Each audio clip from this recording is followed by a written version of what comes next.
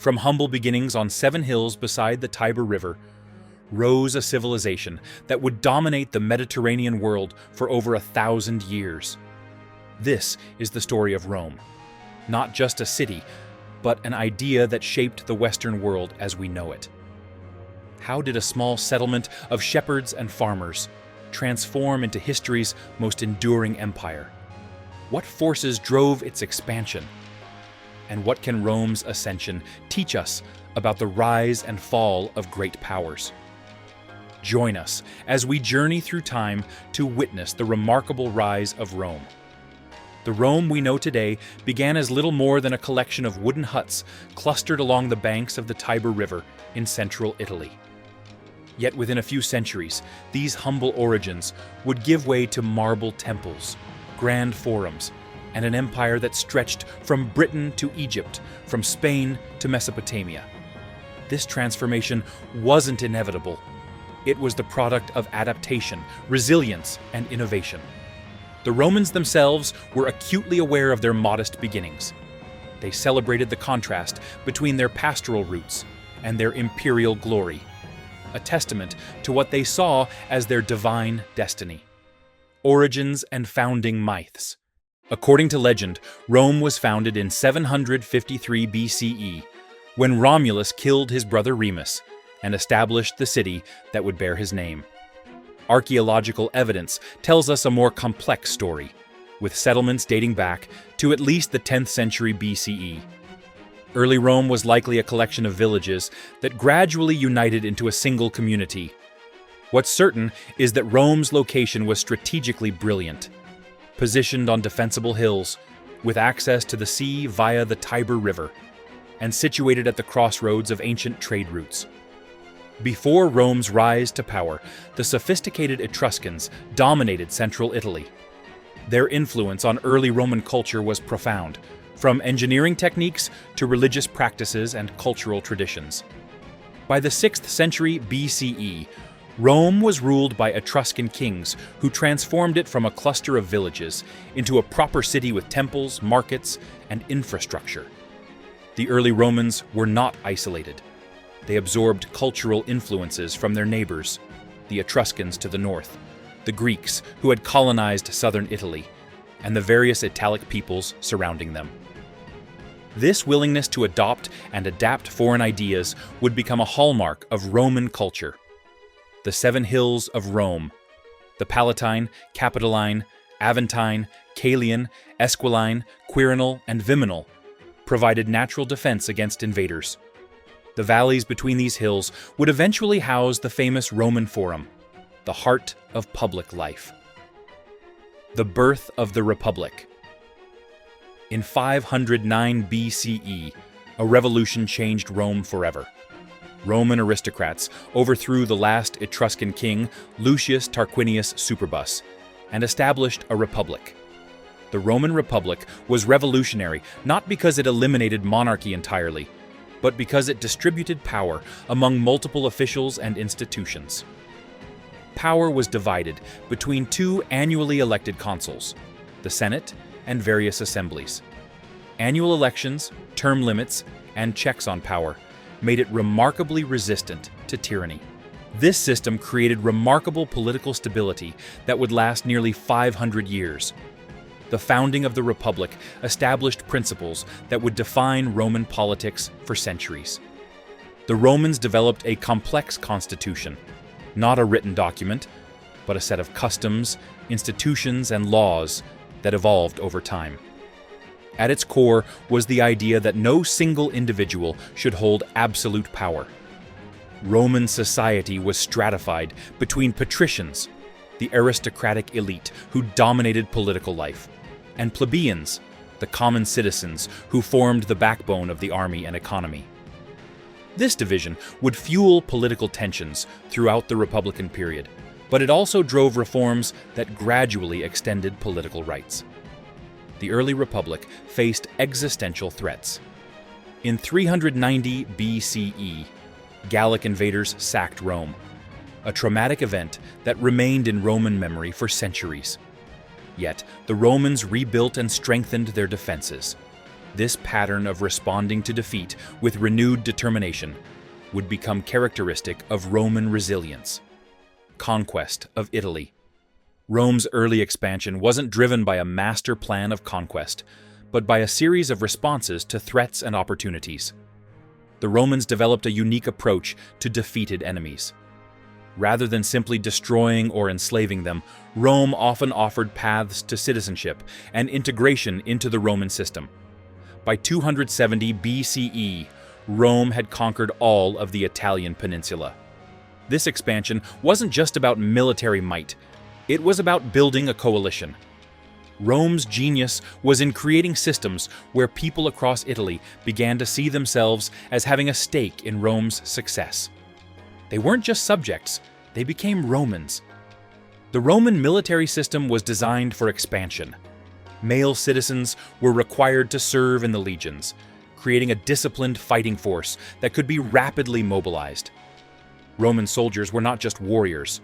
They were engineers who built roads, bridges, and fortifications that facilitated further conquest and consolidated control. As Rome expanded, it established colonies, settlements of Roman citizens planted in strategic locations throughout Italy. These colonies served multiple purposes. They rewarded veterans with land, extended Roman control into new territories, and created buffers against potential enemies. Roman roads were crucial to this expansion, beginning with the famous Via Appia in 312 BCE. The Romans built an extensive network of paved highways that allowed for rapid movement of troops, goods, and information. These roads literally paved the way for Roman dominance. By the middle of the 3rd century BCE, Rome had transformed from a city-state into the dominant power in Italy. Its growing confidence and ambition would soon lead it into conflict with other Mediterranean powers, particularly Carthage. The Punic Wars. As Rome looked beyond Italy, it collided with another Mediterranean power, Carthage. The Punic Wars with Carthage transformed Rome from a regional Italian power into a Mediterranean empire. Rome had to rapidly develop naval capabilities to challenge Carthaginian dominance of the seas. The stakes couldn't have been higher. Hannibal Barca crossed the Alps with war elephants and inflicted devastating defeats on Roman armies. What's remarkable about Rome is not that it never lost battles. It lost plenty, but that it refused to accept defeat. After the catastrophic loss at Cannae, where 50,000 Romans died in a single day, most civilizations would have surrendered. Rome raised new armies. After 3 brutal wars spanning more than a century, Rome completely destroyed Carthage in 146 BCE, giving Rome undisputed control of the Western Mediterranean. The First Punic War, 264 to 241 BCE, began as a local conflict in Sicily, but escalated into a struggle for control of the Western Mediterranean. Despite having little naval experience, the Romans built a fleet from scratch and eventually defeated the Carthaginians at sea, a testament to Roman adaptability and determination.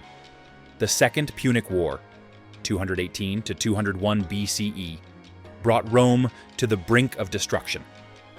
The brilliant Carthaginian general Hannibal invaded Italy and remained there for 15 years, winning spectacular victories, but never quite able to capture Rome itself. Eventually, the Romans turned the tide by attacking Carthage directly, forcing Hannibal to return to defend his homeland. The final defeat of Carthage in the Third Punic War, 149 to 146 BCE, was ruthless and complete. The Romans razed the city, enslaved its surviving population, and annexed its territories. The message was clear: Rome would tolerate no rivals to its power. Eastern conquests. As Rome expanded eastward, it encountered the sophisticated Hellenistic kingdoms that emerged after Alexander the Great's conquests. This was a pivotal cultural moment. Rome conquered Greece militarily, but Greek culture conquered Rome intellectually. Roman elites embraced Greek philosophy, literature, and art. They sent their children to be educated by Greek tutors and adorned their homes with Greek sculptures.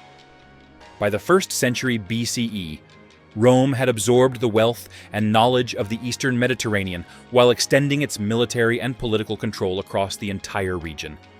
The conquest of the Hellenistic East brought immense wealth flowing into Rome. The general Aemilius Paulus returned from Macedonia with so much gold that Roman citizens were exempted from taxes for years. This influx of wealth transformed Roman society, fueling both public works and private luxury.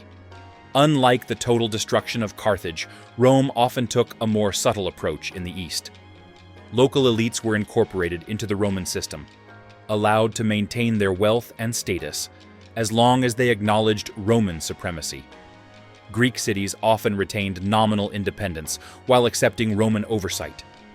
The Eastern conquests exposed Romans to new religions, philosophies, and cultural practices. Mystery cults from Egypt and Asia Minor gained followers in Rome. Greek philosophy, particularly Stoicism, influenced Roman thought. This cultural exchange would continue throughout the imperial period, making Rome a truly cosmopolitan civilization. Crisis and transformation. Rome's rapid expansion brought enormous wealth, but also created profound social and political tensions. The traditional republican system, designed for a small city-state, struggled to govern a vast empire. Military commanders like Marius, Sulla, Pompey, and Caesar gained unprecedented power and popularity. Civil wars erupted as these powerful generals and their supporters fought for control. From these conflicts emerged Gaius Octavius, who would become Rome's first emperor, Augustus. With skillful political maneuvering, Augustus preserved the outward forms of the Republic, while fundamentally transforming Rome into an empire. The late Republic saw growing inequality between rich and poor citizens. Small farmers, once the backbone of the Roman army, were displaced by large estates worked by slaves captured in foreign wars. This created a landless urban population dependent on grain distributions and vulnerable to political manipulation. Military reforms by Marius opened the legions to landless citizens, creating professional soldiers loyal to their commanders rather than to the Republic itself. This shifted the balance of power toward military leaders who could promise their soldiers land and wealth. The murder of the reformer Tiberius Gracchus in 133 BCE marked a turning point. Political violence had entered Roman politics. His younger brother Gaius would also be killed a decade later. These events foreshadowed the civil wars that would eventually bring down the Republic. The dictator Sulla, the triumvirate of Pompey, Crassus, and Caesar, and finally the war between Octavian and Mark Antony. These conflicts tore apart the fabric of republican government. From the chaos emerged a new system under Augustus, one that maintained republican facades while concentrating real power in the hands of one man. By 27 BCE, Rome had completed its remarkable journey from a small settlement to the dominant power in the Mediterranean world. The foundations were laid for an empire that would endure for centuries, shaping language, law, architecture, engineering, and governance systems that continue to influence our world today. The Augustan Revolution. Augustus, formerly Octavian, emerged victorious from the civil wars that ended the Republic. Rather than declaring himself king, he carefully crafted a new political system that preserved republican institutions while fundamentally altering how they functioned. He called himself Princeps, first citizen, and claimed to have restored the Republic. This fiction of republican continuity was essential to Augustus's success. He understood that Romans despised the idea of monarchy, so he created something new, the Principate, which combined practical autocracy with republican appearances. The Senate continued to meet. Elections were still held, but real power now resided with Augustus. Augustus's reign, 27 BCE, 14 CE, brought much-needed stability after decades of civil war. He established a standing professional army, created the Praetorian Guard, reformed taxation, and initiated an ambitious building program that transformed Rome's appearance. "I found Rome a city of brick and left it a city of marble," he famously boasted. Under Augustus, Roman culture flourished. This was the age of Virgil, Horace, and Ovid, poets who celebrated Rome's achievements and articulated its values. The epic poem, the Aeneid, linked Rome's origins to the legendary Trojan hero Aeneas, providing a mythic foundation for Roman greatness and destiny. Augustus established a system of imperial succession that would, with some modifications, govern Rome for centuries. Though he never called himself emperor, he had completed Rome's transformation from republic to empire. The small settlement on the Tiber had become the center of the Mediterranean world, the legacy of Rome's rise. Rome's ascent from obscurity to empire offers timeless lessons in resilience, pragmatism, and adaptation. The Romans were rarely the most innovative people. They borrowed heavily from Etruscans, Greeks, and others, but they excelled at improving and systematizing what they borrowed. The Roman talent for organization and administration transformed ideas into institutions. Their legal system evolved into a sophisticated body of law that forms the foundation of many modern legal codes. Their engineering achievements, aqueducts, roads, public buildings, demonstrated both technical skill and practical vision. Rome's rise was not simply a story of military conquest. It was also about creating systems that could incorporate diverse peoples and territories into a cohesive whole. At its height, a person could travel from Britain to Syria, speaking Latin or Greek, using the same currency, protected by the same laws, and identifying as Roman. The concept of citizenship, who belongs to the political community and what rights they possess, was continually expanded and refined throughout Roman history. In 212 CE, the Emperor Caracalla would grant citizenship to virtually all free inhabitants of the empire, a revolutionary concept that transformed what it meant to be Roman.